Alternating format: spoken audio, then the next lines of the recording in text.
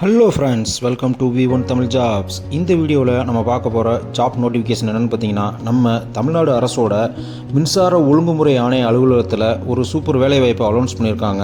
அதுக்கான டீட்டெயில்ஸை பற்றி தான் இந்த வீடியோவில் பார்க்க போகிறோம். அதுக்கு முன்னாடி நம்ம சேனலை சப்ஸ்கிரைப் பண்ணாதவங்களாம் சப்ஸ்கிரைப் பண்ணிக்கோங்க. மறக்காமல் பக்கத்தில் இருக்க பெல் ஐக்கானை கிளிக் பண்ணிக்கோங்க. அப்போ தான் நாங்கள் போடுற நோட்டிஃபிகேஷன் உடனுக்குடனே உங்களுக்கு வந்து சேரும். வீடியோவை ஸ்கிப் பண்ணாமல் கடைசி வரையும் பாருங்கள். வாங்க வீடியோவுக்குள்ளே போகலாம்.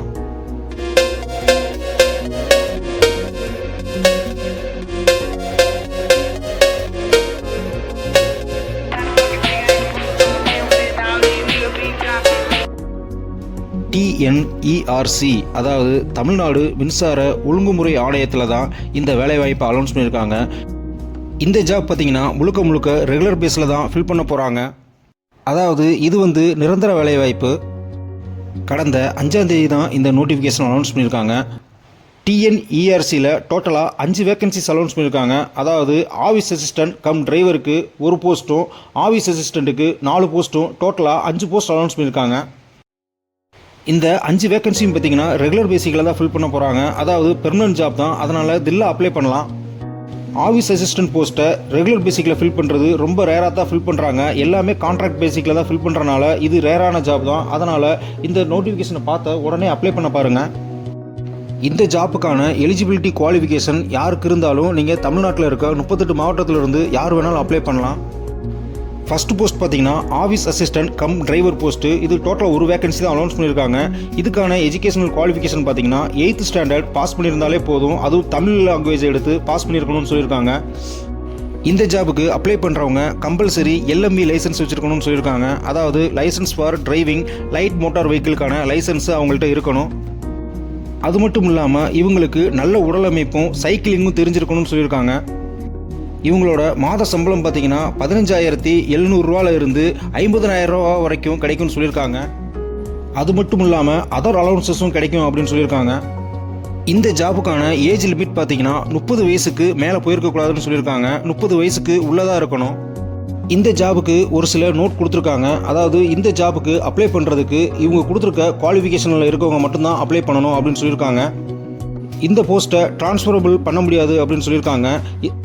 இந்த போஸ்ட்டுக்கான ஏஜ் லிமிட் ரிலாக்ஸேஷன் பார்த்தீங்கன்னா தமிழ்நாடு பேசிக் சர்வீஸ் ரூல்ஸ் பிரகாரம் தான் அப்பாயின்மெண்ட் போடும் அப்படின்னு சொல்லியிருக்காங்க. இந்த போஸ்டிங்க்கு அப்ளை பண்ணுறவங்களுக்கு ஹையர் போஸ்ட்டில் அப்ளை பண்ண முடியாது அப்படின்னு சொல்லியிருக்காங்க. நெக்ஸ்ட் போஸ்ட் பார்த்தீங்கன்னா ஆஃபீஸ் அசிஸ்டன்ட் போஸ்ட்டு. இது டோட்டலாக 4 வேகன்சி அனௌன்ஸ் பண்ணியிருக்காங்க. இதுக்கான குவாலிஃபிகேஷன் பார்த்தீங்கன்னா 8th ஸ்டாண்டர்ட் பாஸ் பண்ணியிருக்கணும். அதுவும் தமிழ் லாங்குவேஜ் எடுத்து தான் பாஸ் பண்ணியிருக்கணும் அப்படின்னு சொல்லியிருக்காங்க. இவங்களுக்கான இன்னொரு எலிஜிபிலிட்டி என்னென்னா நல்ல உடற்தகுதியும் சைக்கிளிங் ஓட்ட தெரிஞ்சிருக்கணும் அப்படின்னு சொல்லியிருக்காங்க. இவங்களுக்கான சேலரி பார்த்தீங்கன்னா ரூபாய் 15,700 50,000 ரூபா வரைக்கும் கிடைக்கும் அப்படின்னு சொல்லியிருக்காங்க. இந்த ஜாப்புக்கான ஏஜ் லிமிட் பார்த்தீங்கன்னா சேம் தான். 30 வயசுக்கு மேலே போயிருக்கக்கூடாது, 30 வயசுக்கு உள்ளதாக இருக்கணும்னு சொல்லியிருக்காங்க.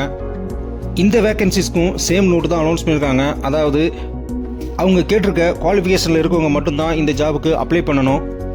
இந்த போஸ்ட்டுக்கு ட்ரான்ஸ்ஃபரபிள் கிடையாது. அதே மாதிரி ஏஜ் லிமிட் ஏஜ் ரிலாக்ஸேஷன் பார்த்தீங்கன்னா ஆஸ் பர் தமிழ்நாடு பேசிக் சர்வீஸ் ரூல்ஸ் படி தான் போஸ்ட் நியமிப்பாங்க. அதே மாதிரி இந்த போஸ்ட்டில் இருந்துட்டு நீங்கள் ஹையர் போஸ்ட்டுக்கு அப்ளை பண்ண முடியாது.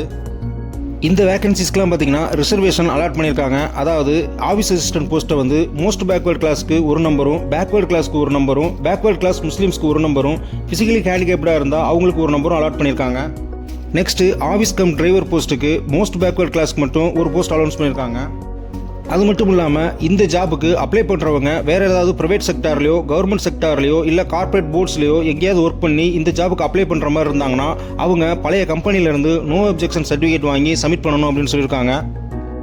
இந்த ஜாபுக்கு அப்ளை பண்ணுறவங்களோட அப்ளிகேஷன் ஃபார்மை வெரிஃபை பண்ணிவிட்டு ஷார்ட் லிஸ்ட் பண்ணி அவங்களே தான் இன்டர்வியூக்கு கூப்பிடுவாங்க.